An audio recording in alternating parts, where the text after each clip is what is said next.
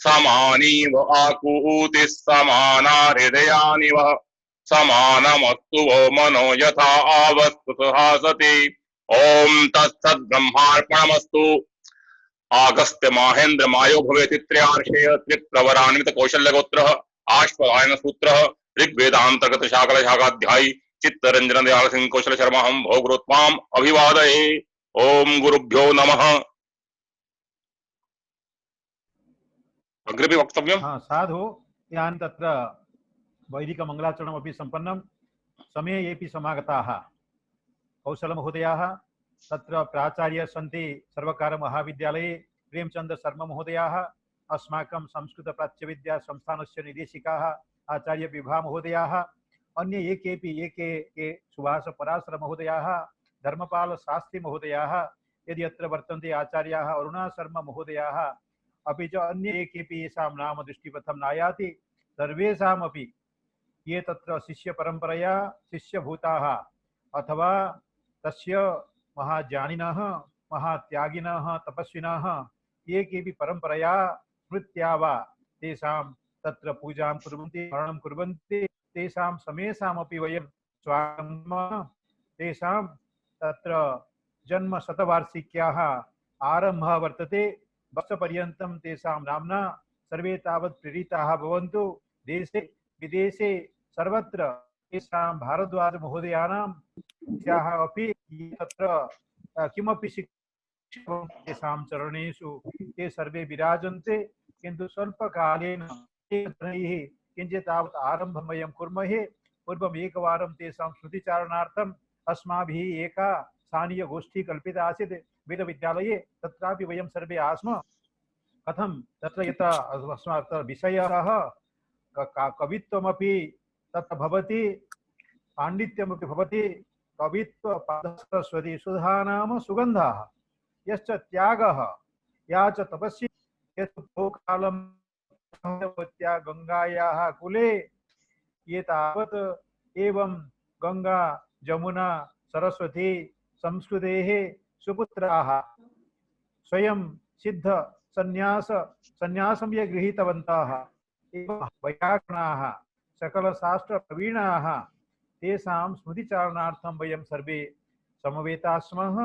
यथा यथा रुचिः तथा तथा स्वस्वभाषया संस्कृतेन भवतु संस्कृतेतरेण भवतु तर्हि वयं स्वभावान् अत्र प्रकटयिष्यामः। ये केपि आगच्छन्ति स्वल्पसमयमध्ये तेषां समेषामपि पुनः पुनः भूरिशः वयं स्वागतं कुर्मः। एकं वाक्यं वदति महाकविः कालिदासः किं वदति तत्र स्मृतिशतां गताः सन्ति तेषां यदि वयं स्मृतिं न चारयामः तर्हि अग्रिम पुरुषाः कथं परंपरा कथं वर्धिष्यते। वयम् अत्र सभाजनार्थं वयं समुपस्थिताः स्मः। अहं तु एकवारं वस्तुतः बहु उत्तमरूपेण तैः मिलितवान्। तैः प्रदत्तं चायं दिव्यं चायं प्रातः पीत्वा पुस्तकानि दृष्ट्वा सपर्यां दृष्ट्वा तेषां स्नेहम् आशीषं लब्ध्वा अहं प्रत्यागतः। गच्छतानहं दृष्टवान् आसम्।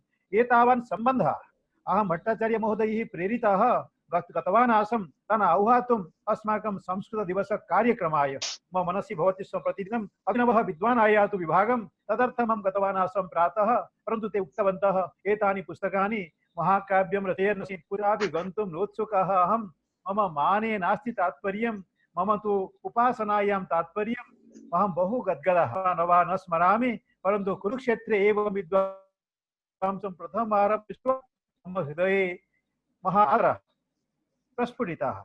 अहं तु सफलो न जातः किन्तु मम साफल्यम् आसीत् यदि एकम् एवं दिव्यं विद्वांसम् अहं दृष्टवान् अस्मि कुरुक्षेत्रे मम साफल्यं जातं कुरुक्षेत्रे। इदानीं तत्र अहम् आदौ मन्ये यतोहि श्रीकृष्णशर्मा महोदयाः समागताः सन्ति वा तर्हि आदौ तावत् कौशलमहोदयाः ये अत्यन्तं प्रियाः तेषां पुनः धर्मपालमहोदयाः आगमिष्यन्ति। ते तावत् तेषां जीवनचर्याविषये तेषां त्यागतपस्याविषये किञ्चित् प्रकाशयन्तु। अपि च एतमपि प्रस्तावं वयम् अद्य करिष्यामः। तस्मिन् बिरलामन्दिरे सर्वेषां सहयोगेन पुनः संस्कृतपाठशाला कथम् आरभ्येत। वयं सर्वे सम्पन्नाः किञ्चित् परिमाणेन योग्याः वयं सामाजिकदृष्ट्या तावत् योग्याः यथा कदाचित् गुरुषु नासीत् परन्तु वयं यदि सर्वे सङ्कल्पं करिष्यामः तेषां स्वप्नः सफलः भविष्यति। तैः शब्दैः अहं कौसल्यम् आवाहयामि। ओम्। बालकृष्णाः सदा वन्द्याः भारद्वाजा गुरुत्तमाः प्राचार्याः कवयः श्रेष्ठाः सर्वैः जन्मशताब्दके। अस्माकं गुरुचरणाः महान्तः विद्वांसः पंडिताः महाकवयः तेषां चरणयोः पुनः पुनः शतशतवन्दनानि कोटिकोटिवन्दनानि। येषां कृपया वयं सम्पन्नाः समृद्धाः सर्वदा आनन्दिताः प्रतिष्ठिता जाताः। ईदृशाः गुरवः सुदुर्लभाः तेषां स्मरणमेव मम अनुभवः अद्भुतः। हिंदियां वदामि, मैं जब छोटा था तो मेरी बहन जी, सिस्टर, भुआ जी की बेटी संस्कृत में एमए की थी उन्होंने, और वो चाहती थी अनुवाद भी आए, संस्कृत का डिग्री तो मिल गई है एमए की। बाद में वो लेक्चर भी लगी जलन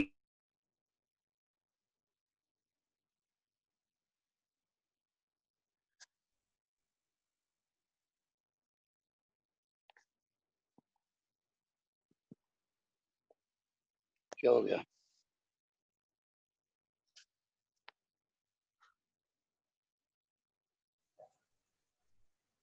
हरिओम।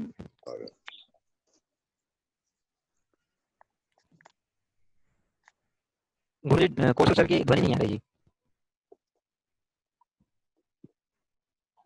एवं वर्तते जी। अस्माकं पुरतः इदानीं मया दृष्टाः आचार्यचरणाः प्रोफेसर् हिम्मत् सिंह सिन्हा महोदयाः अनुद्देशिताः। ते सर्वान् मूलतः जानन्ति कुरुक्षेत्रे सर्वेषु अस्मासु वयोज्येष्ठाः विद्याज्येष्ठाः तपोज्येष्ठाः तान् वयं प्रणिपतामः। तेषां चरणेषु निवेदनं। ते गुरवः सन्ति। ते मुख्यवक्तृतया इदानीं तावत् उद्घाटनभाषणं करिष्यन्ति अस्यां संगोष्ठ्यां। यत् पंडित बालकृष्ण भारद्वाज महोदयाः के तेषां कथं दृष्टिः, कथं सृष्टिः, कथं कार्यशैली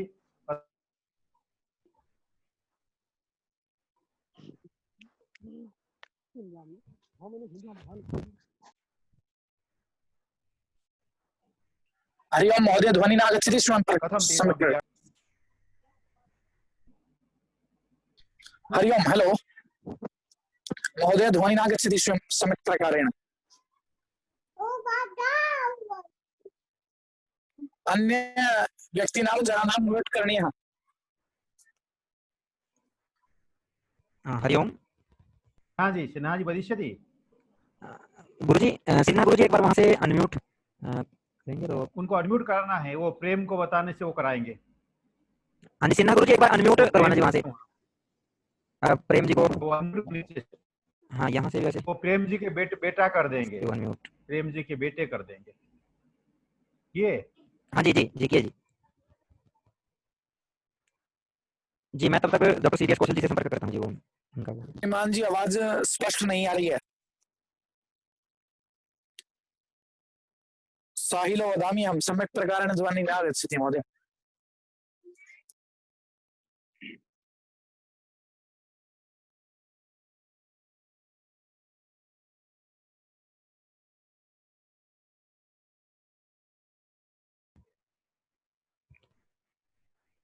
हरि ओम। हरि ओम महोदय। हरि ओम, हरि ओम। हाँ जी सिन्हा गुरुजी, आपको महोदय, विष्णु गुरुजी ने बोला है कि आप महोदय यन्त्रजालस्य अस्ति न। हेलो, हरि ओम।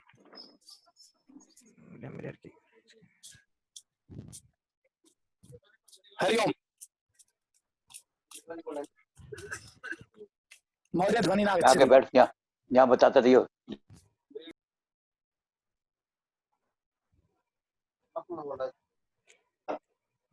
हाँ जी सिन्हा गुरुजी, आप नाम आरंभ करिए गुरुजी। वो विष्णु गुरुजी ने बोल दिया था ना जी। आपको जो समझ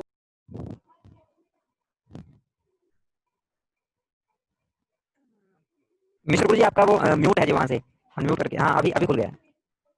हाँ हाँ, अभी सिन्हा गुरु जी बोले, अब सिन्हा गुरु जी बोले।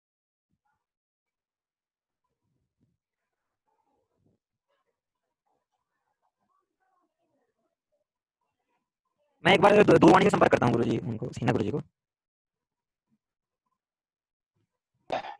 हाँ जी, हाँ जी, हाँ जी गुरुजी। मिश्रा जी को मैं जी जी गुरुजी, मिश्रा बोलिए। जी को पहले नमस्कार करता हूँ। जी सुरेंद्र मोहन मिश्रा जी को मैं नमस्कार करता हूँ कि उन्होंने एक बहुत बड़े विद्वान, जिसको लोग भूल से गए हैं और जिसका नाम भी लोग को बताओ तो पहचानते नहीं, वो उनकी आज 100वें जन्मदिन मना रहे हैं मिश्रा जी। ये मिश्रा जी के लिए बड़ा बधाई का भी समय है और असल में ऐसा है कि उनका जन्म शताब्दी मनाते हुए हम अपने आप को गौरवान्वित अनुभव कर रहे हैं। मैं कुरुक्षेत्र में जब आया, जनवरी 1963 में यहाँ आया, नगर के अंदर पंडित स्थानोदत्त जी, बहुत विद्वान आदमी जिनको राष्ट्रपति ने भी बड़ा सम्मानित किया, वो नगर के अंदर एक ही पढ़ा लिखा आदमी दिखाई देता था। इधर गीता स्कूल के पास में एक छोटा सा मकान था, उसमें कौशल जी का परिवार था, जो गीता स्कूल में आचार्य थे। उनके परिवार में कुछ संस्कृत का वातावरण दिखाई देता था, उनके घर में बच्चे भी संस्कृत पढ़ते थे। लेकिन अगर कोई आदमी ऐसा जो बहुत विद्वान, जिसने संस्कृत का यहाँ पर एक प्रचार भी किया, प्रसार भी किया, लोगों को पढ़ाया भी और संस्कृत के अंदर इतना ऊंचा स्थान प्राप्त किया कि शायद यहाँ यूनिवर्सिटी के आने वाले लोग भी जो थे, वो बिरला मंदिर में आकर के, बिरला कॉलेज में आकर के उनको नमन किया करते थे। मैं उनके संपर्क में इसी तरह आया। यहाँ पर विश्वविद्यालय में एक छोटा सा कैंपस था, बाकी में तो सारे खेत ही खेत थे। 4 मंजिला बिल्डिंग में सबसे ऊंचर, वहां संस्कृत की अलग से पुस्तकालय बना हुआ था। उस पुस्तकालय में केवल संस्कृत की पुस्तकें, इंडोलॉजी की पुस्तकें होती थी और उस पुस्तकालय को सबसे ज्यादा प्रयोग में लाने वाला या सबसे ज्यादा उसको इस्तेमाल में लाने वाला वहां मैं ही था। मैं जाकर के बैठता था, उन पुस्तकों का अध्ययन अच्छी तरह करता था।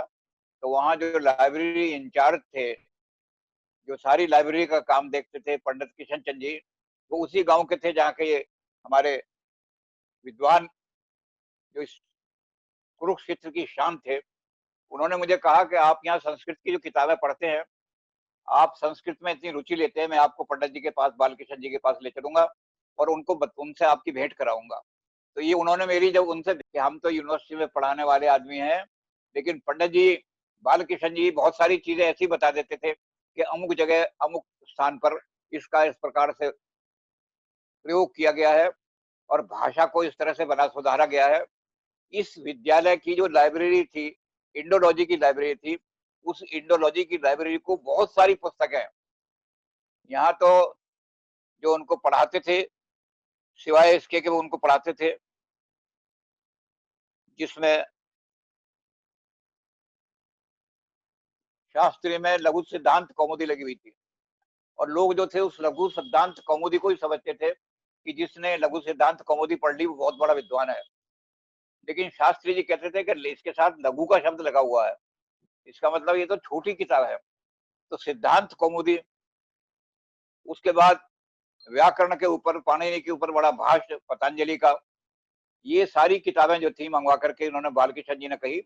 और मैं चूंकि डीएन शास्त्री जी का खास आदमी था, उनका जो संस्कृत के डायरेक्टर थे, जब मैं आकर के किताबों के नाम उनके आगे रखता था तो उन्हें आश्चर्य होता था। कहता, तुमने ये किताबें देखी नहीं? कहाँ से? मैंने कहा, पंडित बालकिशन जी से पता लगा के लाया। तो पंडित बालकिशन जी को डीएन शास्त्री जैसा आदमी, जो इंडोलॉजी के डायरेक्टर थे, वो भी उनको नमन किया करते थे। या बिरला कॉलेज में जब भी आते थे, ये बिरला मंदिर जो आज दिखाई दे रहा है, इसके पास में ना तो कोई दुकान थी, ना कोई पानी पीने की जगह थी, ना कोई नलका था, लेकिन एक ही मंदिर था जिसको देखने के लिए लोग आते थे, क्योंकि कृष्ण का मंदिर यहाँ कोई नहीं है। और कृष्ण का मंदिर एक ही बिरला मंदिर में, जहाँ कृष्ण की मूर्ति है, वहां पर लोग जाते थे। बिरला जी ने मंदिर बनाया था, तो इस मंदिर को देखने के लिए लोग आते थे।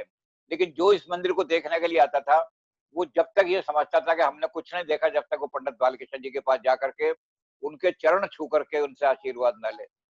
तो पंडित जी ने यहाँ संस्कृत के अंदर इतना ऊंचा स्थान प्राप्त किया कि मेरे ख्याल से सारे हरियाणा में उनके मुकाबले में कोई संस्कृत का ज्ञाता दिखाई नहीं देता। शायद बाहर भी मुश्किल से लोग होंगे, लेकिन यहाँ हरियाणा में तो कोई ऐसा, उन पुस्तकों के जो ये मंगवाते थे, जो मुझे लिख करके देते थे कि अपनी लाइब्रेरी में ये पुस्तक मंगवाओ, ये पुस्तक मंगवाओ, गणपाठ पर ये किताब मंगवा लो, अष्टाध्यायी के लिए ये मंगवा लो। तो हम तो कहते थे अष्टाध्यायी तो हमने सुनी है, लेकिन ये इतने सारे इस पर, अष्टाध्यायी पर इतनी किताबें लिखी गई हैं, इनके नाम भी पता नहीं, और वो नाम लिख करके दे देते थे, हम लाइब्रेरी के लिए मंगवाते थे। तो अलग लाइब्रेरी होने की वजह से उस लाइब्रेरी को संपन्न बनाने में बालकिशन जी का बहुत ही मार्गदर्शन हमें मिलता था। और आज वो इतनी संपन्न अगर दिखाई दे रही है लाइब्रेरी, जिस लाइब्रेरी को देखने के लिए लोग आते हैं कि इंडोलॉजी की लाइब्रेरी में वो किताबें मौजूद हैं जो दुर्लभ किताबें हैं, तो उनमें मैं ये कहूंगा कि 50% योगदान तो पंडित बालकिशन जी का है। यहाँ बिरला कॉलेज को वो चलाते थे, जहाँ कुछ भी उपलब्ध नहीं था, जहाँ पानी पीने की का नल भी नहीं था, दुकानें तो क्या थी, नल भी नहीं था, वहां पर एक कॉलेज चलाना ये उन्हीं का दम था।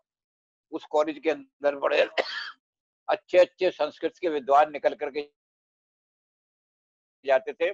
कक्षाएं तो केवल शास्त्री तक ही होती थी, आचार्य की कक्षा नहीं मिली थी, क्योंकि वो कॉलेज को छोटा कॉलेज मानते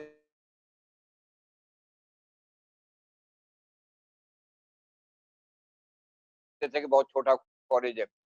लेकिन वो उनकी बालकिशन जी की विद्वत्ता को नहीं देखते थे कि ला देगा, और बल्कि उनसे भी ज्यादा में, और उनके चरणों में बैठ करके बहुत सारी चीजें सीखता था। बहुत सारी चीजें उन्हीं से सीखी मैंने, जो खास तौर से संस्कृत की लाइब्रेरी को बनाने के लिए जो मैं उनकी उंगली में निकाल करके देते थे पंडित किशन चंद जी। और उसके कारण से होता था कि उस लाइब्रेरी में मैं जितनी किताबें थी उनका अच्छी तरह अध्ययन कर पाता था। फिर उस अध्ययन के बाद फिर मैं पंडित जी के पास जाता था, बालकिशन जी के, कि अमुक किताब में ऐसा ऐसा लिखा हुआ है, ऐसा ऐसा लिखा हुआ है। फिर वो उसकी व्याख्या करके बता करके कि आप इन किताबों को जो देख रहे हैं आपके लिए बड़ी नई सी किताबें हैं, इसलिए आपको इसमें सारा सारा ये नियम देख रहा है। तो भाषा शास्त्र पर, व्याकरण शास्त्र पर जितना उनका अध्ययन और जितना उनका ज्ञान था, कॉलेज इतना अच्छा चलता था, कुछ भी ना होते हुए, कोई सुविधाएं आसपास में ना हो तो यूनिवर्सिटी वाले भी उस पर बड़ा गर्व करते थे। और आर्थिक संकट आने की वजह से कॉलेज वो धीरे धीरे बंद हो गया। छात्र जो थे उनको वहाँ निःशुल्क शिक्षा जो दी जाती थी, उसके साथ भोजन वगैरह भी दिया जाता था, उसमें कुछ कमी आ गई। और जो उसको संभालने वाले लोग थे वो कलकत्ता से उसके लिए पैसा भेजा करते थे, वहां से कुछ राशि भी आनी कम हो गई, इसलिए वो मजबूरी में कॉलेज बंद हो गया। जबकि वो कॉलेज कुरुक्षेत्र की नहीं, हरियाणा की शान था। और बालकिशन जी तो सारी हिंदुस्तान के अंदर अपना ऊंचा स्थान रखते थे। मुझे ये कहने में कोई संकोच नहीं है कि यूनिवर्सिटी में बड़े बड़े विद्वान बैठे हुए थे। एक विद्वान ऐसा जो वेदांत पर और गीता पर सारे हिंदुस्तान में विख्यात था, उनका नाम था डॉक्टर डीवी सेन। मैंने ये देखा कि डॉक्टर डीवी सेन वहां आ जाते थे, एक यूनिवर्सिटी का प्रोफेसर, और एक छोटे से, बहुत छोटे से, जो बिरला मंदिर के पीछे बना हुआ है, उसके पास आकर के बैठता था और उनसे आकर के विचार विमर्श करता था। तो मुझे खुद ये आश्चर्य होता था कि मैं तो पंडित बालकिशन के पास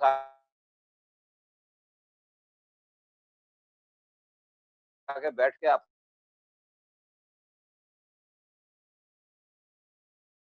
अपने आप को धन्य समझता हूँ कि इतने, और इनसे परामर्श ले रहे हैं के बाद ये शून्य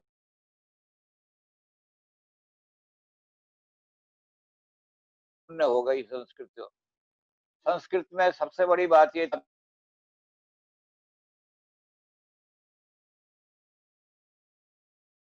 के लड़के आते हैं, कहते हैं बीए संस्कृत पर भी उतने, ताकि बच्चा संस्कृत मेरे आदमी का पढ़ाया हुआ है जो इतनी अच्छी संस्कृत बोल रहा है। अनुस्वार के बारे में उनका बड़ा आग्रह रहता था। अनुनासिक और अनुस्वार में लोग भेद नहीं कर पाते। मुझे भी ये भेद उन्हीं से पता लगा, मुझे भी पता नहीं था क्या भेद होता है, लेकिन उन्होंने इतना विश्लेषण करके बताया कि अनुस्वार में और अनुनासिक में कितना भेद बन जाता है संस्कृत भाषा में। खासतौर से हिंदी वालों ने इसको एक करके गड़बड़ कर दिया। तो उनके पास बैठ करके अगर बस 15 मिनट भी उनके पास हम बैठ लेते थे तो ऐसा लगता था कि ज्ञान का भंडार बन गया, क्योंकि संस्कृत के स्तंभ थे वो। और इस कॉलेज को चलाना उनका ही काम था। जिस कॉलेज में आस-पास में बिल्कुल कोई पीने तक का पानी नहीं मिलता था, कोई सुविधा नहीं थी, कोई चाय नहीं मिलती थी, उस कॉलेज को चलाना और उस कॉलेज में बच्चों को एक निपुण बना करके संस्कृत के खड़ा कर देना, ये पंडित बालकृष्ण जी का काम था। बालकृष्ण जी ने संस्कृत में बहुत कुछ लिखा, कविता लिखते थे, सारा वर्णन करें तो बहुत समय चाहिए, लेकिन कुरुक्षेत्र की महिमा पर जो उन्होंने लिखा है, वो एक चीज ऐसी है कि ऐसा कोई नहीं लिख उसके उनके मुकाबले में कुरुक्षेत्र की महिमा पर इतना अच्छा कोई नहीं लिख सकता। बड़े-बड़े इतिहासक भी कुरुक्षेत्र का इतिहास वर्णन करने में कई जगह गलती कर जाते हैं, कई चीजें छोड़ जाते हैं। और आज तो ये हालत है कि कुरुक्षेत्र का कोई प्राचीन इतिहास जानता ही नहीं, अपने आप को इतिहासज्ञ कहने वाला, वो महाभारत से कुरुक्षेत्र का इतिहास शुरू करते हैं। महाभारत से हजारों मूर्ति जो है पंडित बालकृष्ण भारद्वाज और फक्कड़ संत थे। स्वयं उन्होंने संन्यास स्वयं के ऊपर जो है वो ग्रहण किया हुआ था और सत्रों में मजे रहते थे।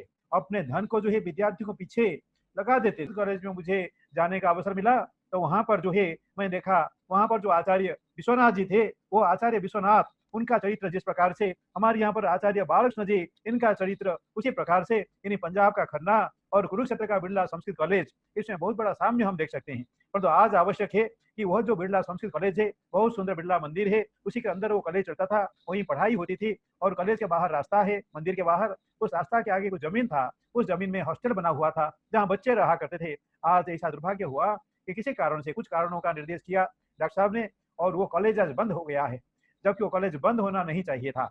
जैसे जयराम विद्यापीठ में आज चल रहा है, इसी प्रकार बिरला संस्कृत कॉलेज में भी चलना चाहिए था।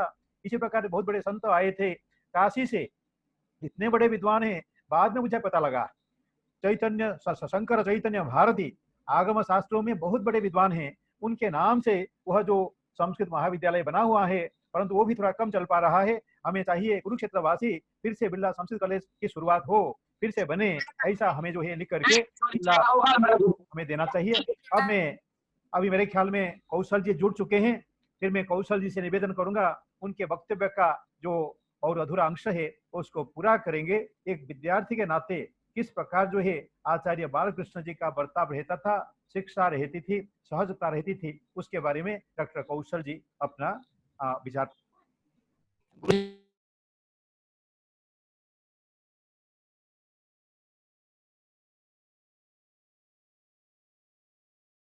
कौशल जी हैं? रवि दत्ता कौशल गुरुजी आप अनम्यूट कर लीजिए कृपया।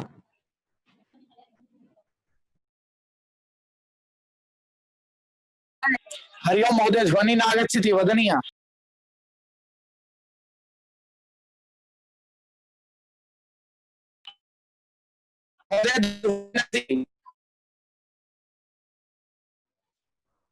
ओम अहं सूचयामि।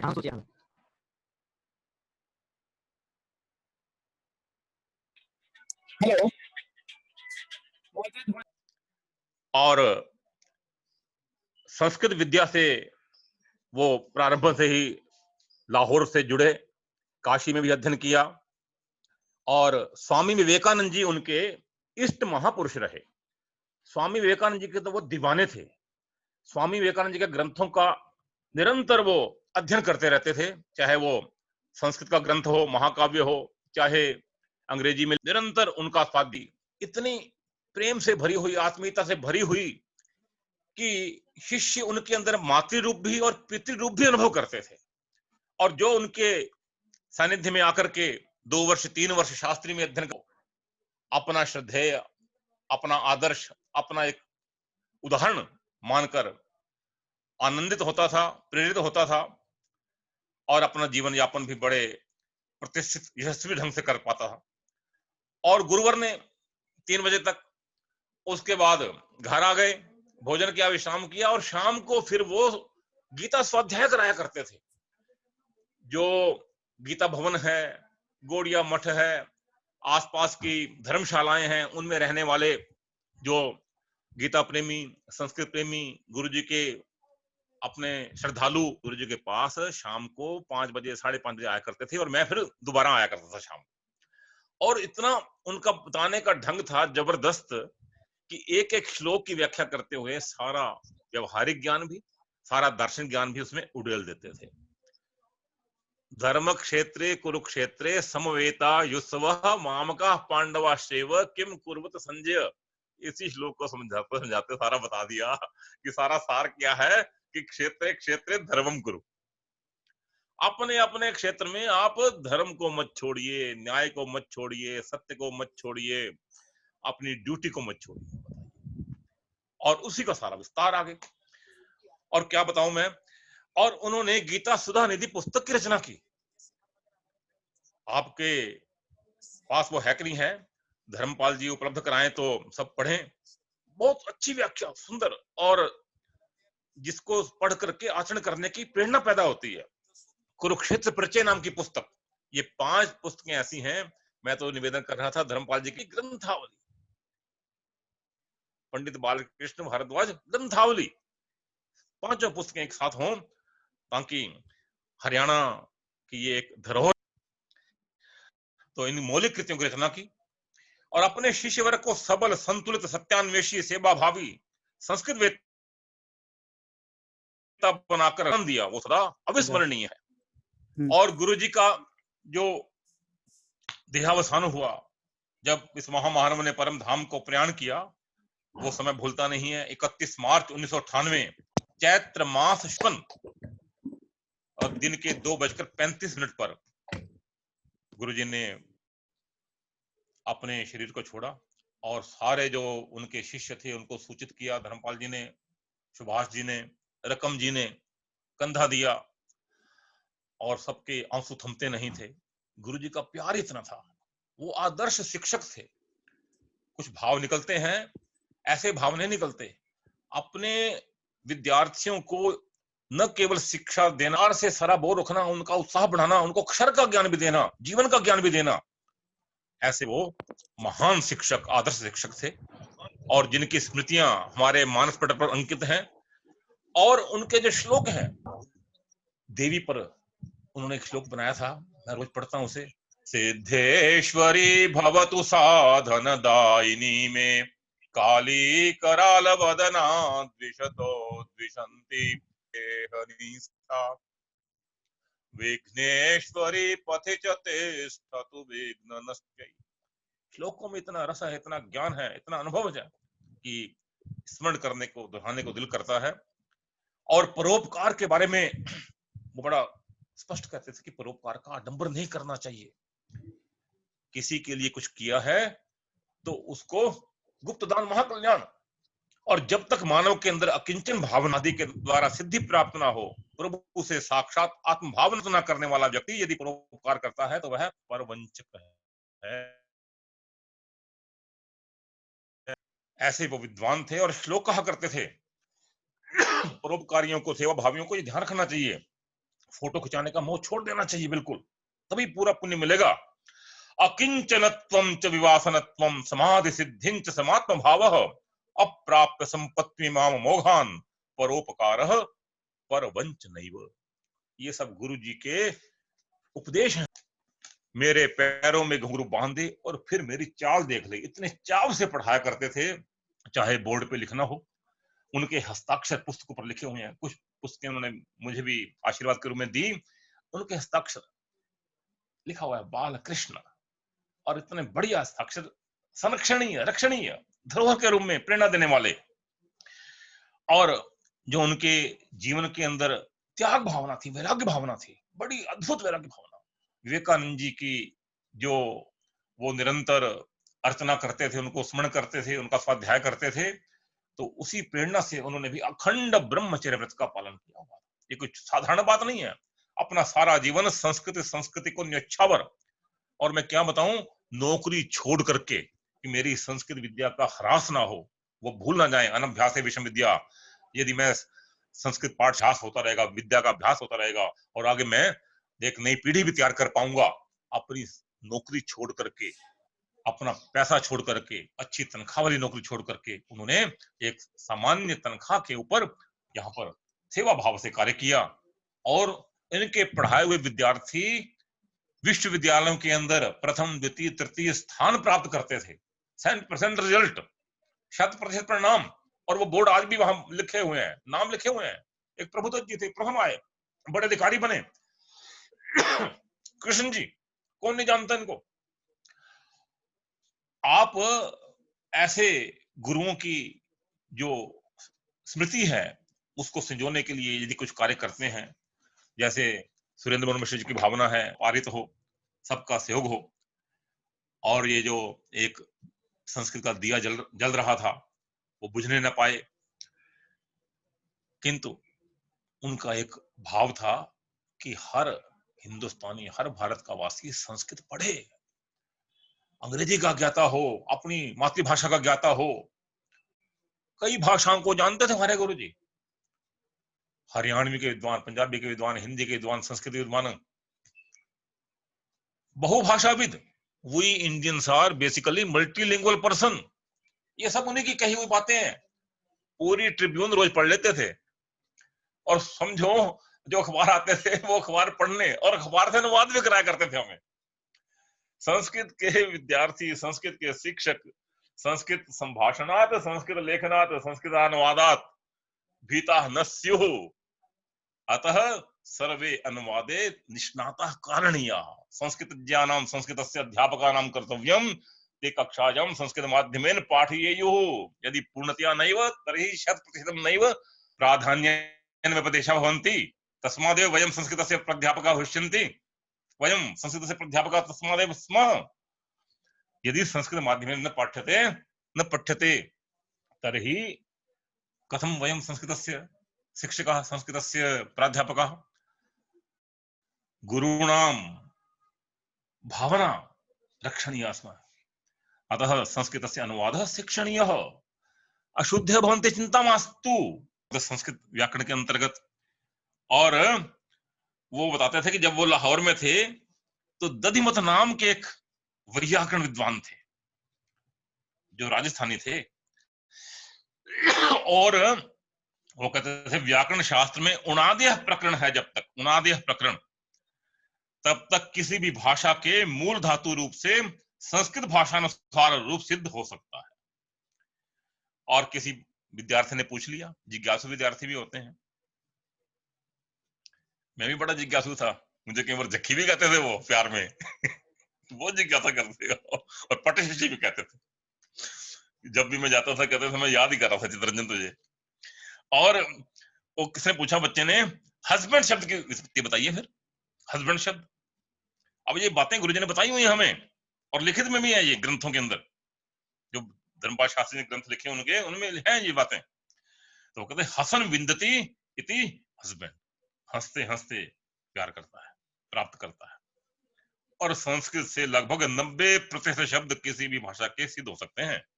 ये संस्कृत व्याकरण की नृत्य शास्त्र की अद्भुत शक्ति है, इस पर सारी दुनिया के व्याकरण मोहित हैं। लिंग्विस्टिक जो जानते हैं वो समझते हैं इस बात को। और कंप्यूटर के लिए भी इसलिए क्योंकि नियमबद्ध भाषा है, कंप्यूटर के लिए भी सर्वोत्तम है। संस्कृत ज्ञानम कर्तव्यम ते गण यंत्रेपि गण यंत्रस्य विज्ञानेपि निष्णाताः शास्त्रज्ञाः स्युः येन परोपकारः स्यात्, विश्वस्य परोपकारः स्यात्। संस्कृत के साथ संस्कृति का संबंध है, और इस संबंध को गुरु ही शिष्य के अंदर उड़ेल सकता है कि संस्कृत से संस्कृति कैसे जुड़ी हुई है। केवल कथन मात्र नहीं है, भाषण मात्र नहीं है, संस्कृति संस्कृत आश्रिता। यदि आप संस्कृत पढ़ते हैं तो अपने आप बुराइयों से दूर हो जाते हैं, बुराइयों से दूर हो जाएंगे आप, अपने आप आपका दिल करेगा, ग्लानि आएगी। राम जी का रोल किया तो सिगरेट छूट गई। ये है संस्कृत। रामादिवत प्रवर्तितव्यम न रावणादिवत। किंतु गुरु ये अपने आचरण से, जैसा कि हमारे पंडित बालकृष्ण भारद्वाज जी ने, और वो ब्रह्मचर्य गृहस्थ से सीधे अखंड ब्रह्मचर्य का पालन किया, सन्यासी बने। बालकृष्णानंद जी नाम, बालकृष्णानंद, सर्वदा आनंद में रहने वाले। और उत्कल आश्रम के अंदर जब अंत में वो रहे और उन्होंने वहां पर ग्रंथों की रचना की, एक बार मुझे भी जाने का वहां अवसर मिला, और मैं पूछता था कैसे श्लोक आते हैं, तो श्लोक तो अवतरित होते हैं, ऋषियः मंत्र दृष्टारः, और अब तो अनुष्टुप छंद के तो मुझे भी होने लग गए हैं अपने आप। कहीं पर भी ध्यान केंद्रित होगा, अनुष्टुप छंद अपने आप आ जाएगा। श्लोके षष्ठं गुरुज्ञेयं सर्वत्र लघु पंचमं द्विचतुष्पाद और ह्रस्वम सप्तमम दीर्घमन्यो हो। अब उनके एक शिष्य धर्मपाल जी, जो निरंतर गुरु जी को याद करते रहते हैं, औरों को भी याद करवाते रहते हैं, ये गोष्ठी के पीछे उनका ही पूरी प्रेरणा है। और सुरेंद्र मोहन मिश्र जी का तो कितना धन्यवाद करें, जिन्होंने इसको क्रियान्वित कर दिया। रविदत्त जी हैं, लगे हुए हैं सब। शिष्योस्ति धर्मपालोयम गुरुणाम प्रिय सेवकः गुरुवो यादृशा बुद्धः सिद्धः शिष्या याद आते हैं। उनका अभिन्न संबंध हो जाता है, गुरु शिष्य का अभिन्न संबंध हो जाता है। ये आत्मीयता है।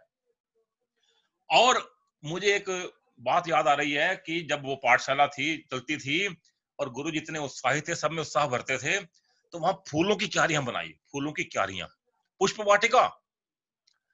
और मुझे अब तक याद है उसके जो गमले थे ना, गमलों के ऊपर पूरा जैसे विशेष उत्साह से बनवा करके लिखवाया कि संस्कृत महाविद्यालय। कितना चाव था, कितनी लगन थी, कितनी आत्मीयता थी कि ये जो गमला है संस्कृत महाविद्यालय का है। से लिखवाया हुआ पट्टिका जैसे होती है, मिट्टी की पट्टिका गमले के ऊपर, हर गमले के ऊपर संस्कृत महाविद्यालय। और महाविद्यालय तो बड़ी बात है, किंतु हम जो उनके शिष्य हैं, उनकी प्रेरणा से संस्कृत अध्ययन में रत हैं, तो कौशल संस्कृत केंद्रम भारतम भारतीय भाषा भातु भास्कर वद भुवि शारदा मातरम ध्यात्वा संस्कृत प्रेमी मंडलम संस्कृतस्य प्रसाराय कटिबद्धम स्थितम सदा। और संस्कृत वीणा झंकृत्या झंकृता संतु सज्जनाः संस्कृतस्य प्रसारस्यात् संस्कृत प्रेम वर्धताम। ये भावना सारी दुनिया में कोने कोने में आज फैला देनी है।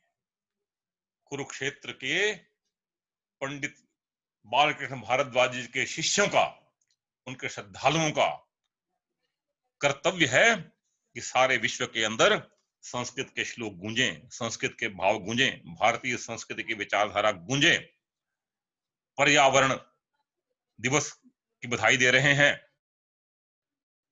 संशुद्धे सकले लोके, संशुद्धे सकले लोके पर्यावरण मंडले और जाते मन से संपूते संवादोस्ति सुस्थिर। हमारे गुरुजी हैं आदरणीय प्रोफेसर ब्रिज किशोर कुठियाला जी, मैं उनको नमन करता हूं, सादर प्रणाम करता हूं। बड़ी प्रेरणा उनसे मुझे मिली है जीवन के अंदर, मुझे बहुत अधिक स्नेह करते रहे। और हमारे गुरुजी, देखिए जितने भी बड़े लोग होते हैं उनकी भावना एक होती है, उनका उत्साह, उनकी प्रेरणा एक। वेदों में सह अस्तित्व की बात नहीं है, लोक में राजनीति में सह अस्तित्व की बात चलती है, पंचशील के सिद्धांत चलते हैं। सुसह अस्तित्व, सुसहासति, जो ऋग्वेद का ये संगठन सूक्त है, इसमें सुसह अस्तित्व की बात कही है। ऐसे ही सुसंवाद की हमारे गुरुजी वैदिक उस बात को उजागर करते थे, सुसह अस्तित्व, प्यार का अस्तित्व, आत्मीयता का अस्तित्व, आनंद का अस्तित्व, सहयोग का अस्तित्व, मानवता का अस्तित्व। और हमारे आदरणीय कुठियाला जी भी, गुरुवर भी यही बात करते हैं, सुसंवाद, समाज में सुसंवाद स्थापित हो। तो मैं पंडित बालकृष्ण भारद्वाज जी, गुरुवर जी के चरणों में सश्रद्ध कोटि कोटि नमन। बालकृष्णः सदा वन्द्यः भारद्वाजः गुरुत्तमः प्राचार्यः कवयः श्रेष्ठः सर्वे जन्म शताब्द के। एक दो भाव और आ रहे हैं, वो फिर मौका देंगे तो बताऊंगा। धन्यवाद।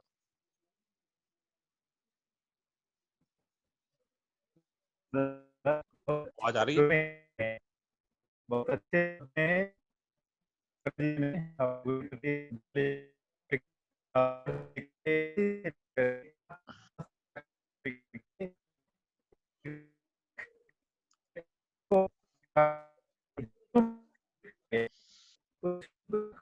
बचपन में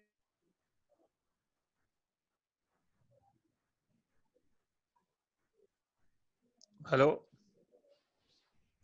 हरिओम। हरिओम। हरिओम। गुरुजी की ध्वनि स्पष्ट नहीं आ रही जी, मैं एक बार संपर्क करता हूँ जी गुरुजी से।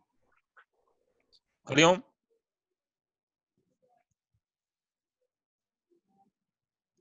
हरिओम। हरिओम। हाँ महोदय, हरिओम। हाँ जी, आ रही है आवाज? हाँ जी सर, आ रही है आवाज। मिश्र गुरु जी की ध्वनि स्पष्ट नहीं सुनाई दे रही है जी, अभी उनसे संपर्क करें हैं ठीक है। जी।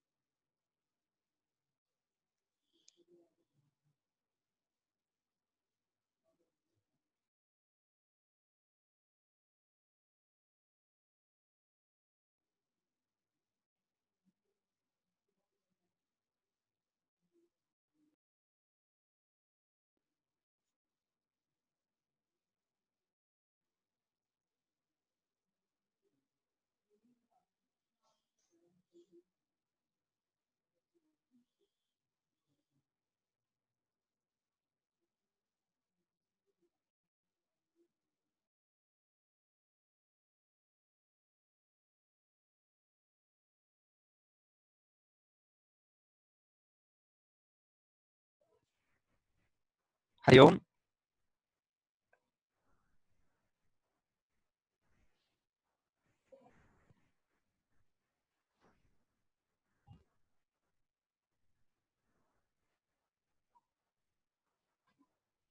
नहीं, गुरु जी की ध्वनि नहीं आ रही है यहाँ जी। ओम ओम। हाँ जी, इदानीम् आगतं गुरु। और काशी से लेकर के कैसे विद्या रत्नों को इकट्ठा करके उन्होंने यहाँ पर परोसा, और कैसे विद्यार्थियों से तादात्म्य था, वॉलीबॉल भी खेला करते थे, भोजन करा करते थे, और कैसे एक त्यागी, मैंने सुना उनके बारे में बचपन में, कभी द्वेष के कारण से किसी व्यक्ति ने कांटे की झाड़ियों में उनको गिरा दिया, बढ़ते जिस आयु में विद्या को शुरू करना चाहिए वो नहीं हो पाया था। वहां से उनको संकल्प आया कि मैं जिस स्कूल में पैदा हुआ हूँ उसका कहीं मुझे लोग अनुरूप नहीं देख रहे हैं, इस करके जो है मेरे प्रति वो सम्मान नहीं है। बहुत ही कष्ट हुआ, और वो जो है करके वहां से संकल्प कर लिया, मैं भी कुछ बनूंगा, मुझे विद्या का अध्ययन करना है, मुझे विद्यावान बनना है। और वह जो कष्ट है वो एक परिवर्तन की कड़ी थी उनके जीवन में, जिससे वो पंडित बालकृष्ण भारद्वाज पैदा हुए, या वो सन्यासी बालकृष्णानंद वो जो पैदा हुए, उसके पीछे वो कष्ट था। जो कष्ट है वो जैसे कुंद होता है, कुंद के अंदर जो है वो सोना खराब करता है, ऐसे पंडित बालकृष्ण भारद्वाज हमारे सामने आ रहे हैं। और सच बताया, गुरु में माँ भी होती है, पिता भी होता है। जैसे स्कंद पुराण गुरु गीता में कहा गया है, गुरुर मध्य सीता माता, मातृ मध्य सितो गुरु, गुरु मातर नमस्तेस्तु, मातृ गुरु नमाम्यहम। ऐसे एक अद्भुत व्यक्तित्व कुरुक्षेत्र को जो पहचानते थे, और कुरुक्षेत्र को सही जानने वाले उनको भी पहचानते थे। वो चाहिए जिस दीप को उन्होंने वहां जलाया था, और ऐसे पकड़ के मस्ती में जिसे उन्होंने कहा अवधूत की तरह वो रहते थे। सचमुच उनके शिष्यों से मैंने कुछ बातें जानी उनके बारे में कि हमें नमन करना आवश्यक है। ये गुलजल्ला नंदा जी का जो केंद्र है और हमारा संस्कृत विभाग भट्टाचार्य शोध परिषद, उसके तरफ से यह जो एक छोटा स्मरण सभा का हम आयोजन कर रहे हैं उनके स्मृति चारण के लिए। और यह जब पूरा होगा कार्यक्रम, तब एक और बीच में उनके साहित्य को लेकर करके, जैसे यह बात हुई कि उन्होंने रामकृष्ण विवेकानंद के सारे साहित्य को पढ़ा था, और अंग्रेजी ग्रंथों को होते हुए संस्कृत में वो काव्य रचना करते थे। मैं भी उनको गुरु मानता हूँ। एक बात मैंने सीखा, तो कालिदास एक आधे स्थान में वह सब नहीं करता था। उनसे मैंने सीखा कि मैं भी वह शब्द का इव के लिए प्रयोग करूं। उनसे मेरे काव्यों में, मेरे श्लोक रचना में बहुत स्थानों में इव के स्थान पर वह आया। कई बार बड़े बड़े विद्वान भी पूछते हैं मुझे फेसबुक पर, पूछते हैं कि आप ये कैसा, ये क्या अर्थ है? मैं कहता नहीं, वह माने इव है, आपने देखा नहीं कैसे कालिदास ने प्रयोग किया अमुक स्थान पर रघुवंश में। तो ऐसा अद्भुत रूप से साहित्य को जानने वाले और भाषाओं को जानने वाले और भाषा से भाषा में भाव को ले जाने वाले, इस प्रकार से जो है एक महाकवि, एक महाव्याकरण और पंडित, एक व्यवहार सिद्ध और जैसे वो चलते थे कि इतने पुराने वस्त्र में बड़ा सादा पोजिशन करते थे, परंतु उस व्यक्ति के अंदर एक खजाना चल रहा है जिसको कोई नहीं जान पाते थे। अब हम बीच में एक उनके साहित्य को लेकर के एक बार एक गोष्ठी करेंगे हमारे विभाग के परिषद की तरफ से। आज मैंने भेजा था, हमारी जो विभाग अध्यक्षा हैं प्रोफेसर कृष्णा रंगा जी, शायद वो योगदान नहीं कर पाई हैं या कहीं व्यस्त हैं, बहुत लेट में मैंने भेजा था उनको। हमारे प्रोफेसर ललित कुमार गौड़ जी हैं, उनको ही भेजा था, प्रोफेसर भीम सिंह जी को, प्रोफेसर अरविंद जी को, शायद वो लोग नहीं कर पाए, कहीं व्यस्त हो। और धर्मपाल शास्त्री जी, पता नहीं वो गौशाला से भी वापिस आ गए हैं या नहीं, वो गौओं की अद्भुत सेवा करते हैं। उन्हीं के यहाँ जो है भारद्वाज था और उत्कल आश्रम में मैं गया था देखने के लिए कि कहाँ पर रहा करते थे।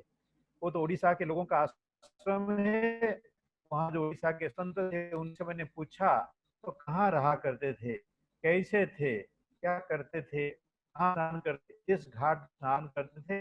मैं भी शाम के समय में जाके वहाँ पर एक बार मैं स्नान करके आया। मुझे अच्छा लगा कि हमारे एक व्यक्ति कुरुक्षेत्र के आके यहाँ काफी समय रहे कि जब शरीर कुछ कमजोर हुआ तो जाकर के साथी जो घर में ज्योति नगर में, वो भी एक सूर्य कुंड का स्थान है, तो वहीं पर उनका जो है वो शरीर पूरा हुआ। तो ऐसे व्यक्ति हैं। अब और कौन, प्रोफेसर सीके शर्मा हैं, प्रोफेसर अरुणा शर्मा जी, मैं जानता नहीं कि कौन अभी हैं, और कोई हैं रवि दत्त हमारे जो प्रोफेसर कृष्णा शर्मा जी नहीं है, डॉक्टर सोमेश्वर दत्त जी हैं जी। हाँ हैं जी, अच्छा अच्छा, उनसे फिर हम सुनेंगे। ये तो अच्छा है, डॉक्टर सोमेश्वर जी जो निदेशक के हरियाणा संस्कृत अकादमी के, लेट होने के कारण से मुझसे बात नहीं की, उनको भेज दिया था, तो मैं चाहूंगा वो कुछ शब्द अवश्य इसमें जो है कहेंगे। और शाश्वतानंद महाराज जी, उनको जो है अध्यक्षता के लिए मैंने बताया, जो मुझे मालूम नहीं है, अगर वो जुड़े है, एक गौरव अतिथि के नाते डॉक्टर सोमेश्वर जी जो निदेशक हैं उनसे अपेक्षा रखता हूँ। तब से अग्रवाल जी भी कुछ बोलेंगे जो है। और अभी मेरे ख्याल में अग्रवाल जी जो है फिर जो है डॉक्टर सोमेश्वर दत्त जी से मैं निवेदन करूंगा। बहुत धन्यवाद। जी गुरुदेव, आवाज आ रही क्या? जी जी गुरुजी, जी गुरुजी आपकी ध्वनि आ रही है जी गुरुजी आपकी ध्वनि आ रही है जी। आवाज हाँ हाँ हाँ, आपको ठीक जी। बहुत गुरु धन्यवाद। हाँ, हाँ बोलिए। गुरु विष्णु गुरुदेवो महेश्वराय, गुरु साक्षात परब्रह्म तस्मै श्री गुरुवे नमः। आज गुरु आदेश हुआ था इसलिए मैं आपके मध्य उपस्थित हुआ हूँ। डॉक्टर सुरेंद्र मोहन मिश्र जी मेरे गुरुजी हैं।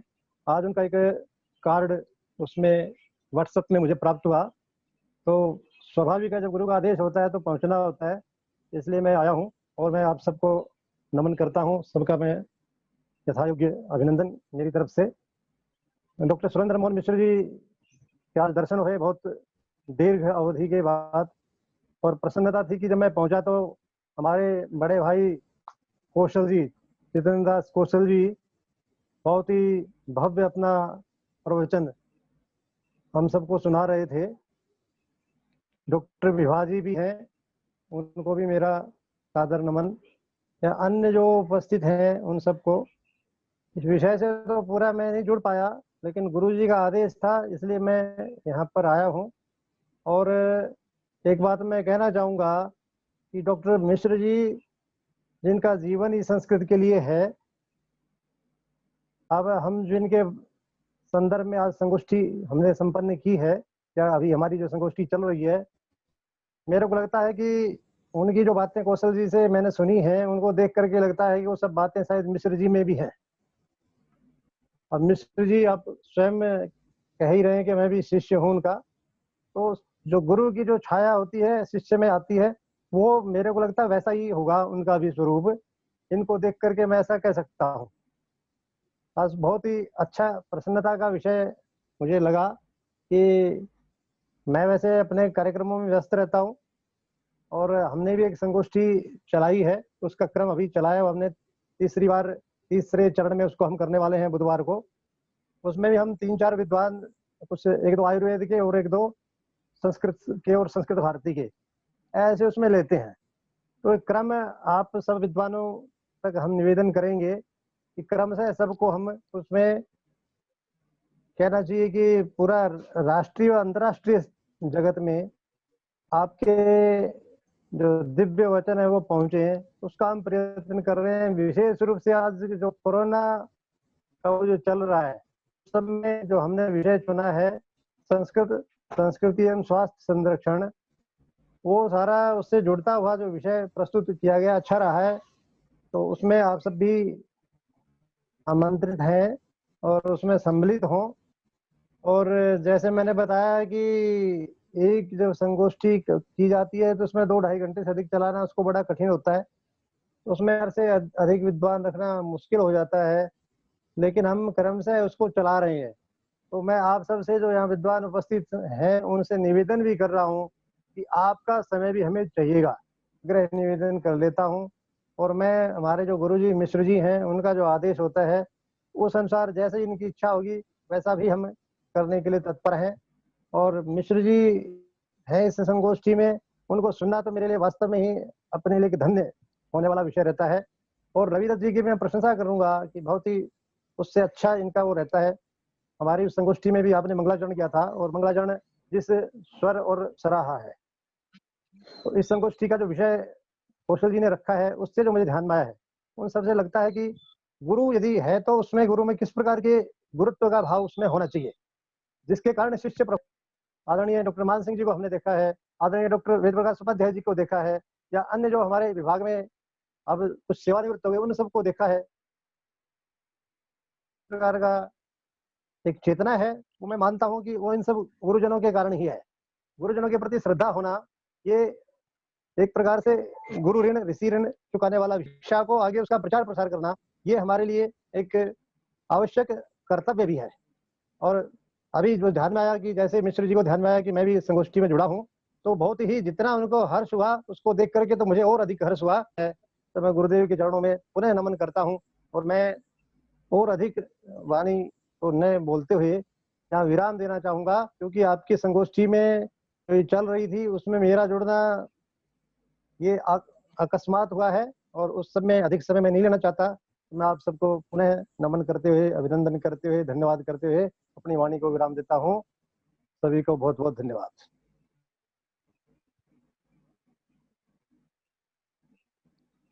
बहुत अच्छा जो है, बहुत ही सुंदर शब्दों में उन्होंने अपने भावों को रखा। डॉक्टर सोमेश्वर दत्त जी, वस्तुतः मुझे संकोच हुआ कि सिर्फ 1 घंटा ही पहले मैं उनको कैसे खबर करूं, क्योंकि वो एक पद में है, दायित्व में है, बहुत बातों में जुड़े रहते हैं। मैं कहा नहीं, मैं केवल मैं ये पम्फलेट ही भेज दूं, पोस्टर भेज दूं, परंतु जो है मैं उनको अभी फोन करके इतने जल्दी ना बताऊं। मेरी इच्छा थी कि उसमें अवश्य जुड़े। और इसी प्रकार से स्वामी शाश्वतानंद स्वामी जी, उनका अचानक अपने आप फोन आ गया किसी कारण से। फिर मैंने कहा कि 1 घंटे के बाद हम ऐसे गोष्ठी करने वाले हैं, क्या आप उसमें अंत में कुछ शब्द बोलेंगे? ऐसे एक विभूति महापुरुष हमारे यहाँ थे, आप तो उनको देखे नहीं, वो तो यहाँ पर जो है बाद में आए। परंतु मैंने कहा कि आप सन्यासी हैं, मेरी भावना रहे हर सभा में होना चाहिए, चारों आश्रम वहाँ उपस्थित होना चाहिए। कोई सच्ची उपनिषद होती है, सच्ची सभा होती है। तो उन्होंने हाँ भरा था, परंतु जुड़ पाए हैं या नहीं मुझे मालूम नहीं है। अतः यह जो बहुत सब हम ये कर रहे हैं, अभी जिस बात को मैं कह रहा था, अभी निदेशक हरियाणा संस्कृत अकादमी आ गए हैं, तो मैं कह सकता हूँ, और कोरोना का समय अभी ठीक और गति करता है, तो हम इसमें हरियाणा संस्कृत अकादमी भी जोड़ करके साहित्य है हम एक विशिष्ट गोष्ठी करेंगे, उसमें उनके साहित्य को लोगों को भेजेंगे, वो पढ़ करके उनके साहित्य के अलग अलग जो पक्ष हैं, पक्ष 10 पक्ष देंगे, उनके जीवन और उनका साहित्य, इस पर जो है उसमें गोष्ठी करेंगे। और गोष्ठी की जो प्रोसीडिंग्स होंगे वो चाहे छप भी सकते हैं, लोगों के अंदर जा सकते हैं कि एक बालकृष्ण भारद्वाज जी कैसे थे। और हम कोशिश करेंगे, सरकार भी हमारी है, हमारे सभी लोग हैं, क्यों नहीं एक संस्कृत महाविद्यालय जो इतना दीपक की तरह था, क्यों वो बुझ गया, हम ये चालू नहीं कर सकते हैं? इतना सुंदर कैंपस है बिरला मंदिर का, इतनी आमदनी है, विद्या क्यों नहीं पनपेगी? इस संकल्प को हम लोग अगर साथ में लें तो यह अवश्य जो है 1 साल के अंदर कोई साथ में जी जो हमारे गौरव अतिथि रहे, तो उनका बहुत बहुत धन्यवाद करते हैं। उनके कार्यक्रम में हम जुड़ेंगे। एक दिन अभी कार्यक्रम मुझे सामने आया था, परंतु अपना एक कार्यक्रम में जुड़ने के कारण से विदेश में मैं उसमें जुड़ नहीं पाया था, तो आगे सब कार्यक्रमों में हम जुड़ेंगे। अब जो है आचार्य विभा अग्रवाल जी हैं, विदेश शिक्षा संस्कृत एवं प्राच्य विद्या संस्थान में, जिनके पिताजी भी यहाँ बहुत विद्वान रहे हैं और वे सभी यहाँ की परंपरा के बारे में अवगत भी हैं। सभी लोगों से वो मिलते हैं और जो है आचार्य विभा जी अभी अपने भावों को व्यक्त करेंगे कि कैसे एक संस्कृत के वातावरण बनाने के लिए विश्वविद्यालय तो है, महाविद्यालय तो है, तीन महाविद्यालयों में 4-4 महाविद्यालय तो आधुनिक महाविद्यालय हैं और जो है 3 संस्कृत के महाविद्यालय हैं, विद्यापीठ हैं जहाँ पर संस्कृत पढ़ाई जाती है। आज 2 महाविद्यालय हैं, 2 विद्यापीठ हैं, एक नहीं है। और जितने विद्यालय हैं उन सबको जोड़ करके और जो कुछ प्राचीन व्यक्ति हैं जो कुछ बातों को जानते हैं, जैसे पंडित स्थानुदत्त जी थे, उस स्तर में तो नहीं, फिर भी कुछ लोग अभी विद्यमान हैं जिनको चाहे ज्योतिष आए, कर्मखंड आए, वास्तु आए, जिनके पास में हर कोई जाया करता है, उन सबको जोड़ करके तो तीर्थ बनता है। और कुरुक्षेत्र तीर्थ के नाम से आज भी प्रसिद्ध है विश्व भर में। तो इन सबको जोड़ने का काम जो है लोगों का है कि फिर से ये जो संस्कृत विद्या है, केवल संस्कृत भाषा नहीं, संस्कृत विद्या एक महती विद्या है। आज कोरोना के समय में मेरे जो मित्र हैं विदेशों में, उनसे जो बातें मेरे पास आ रही हैं,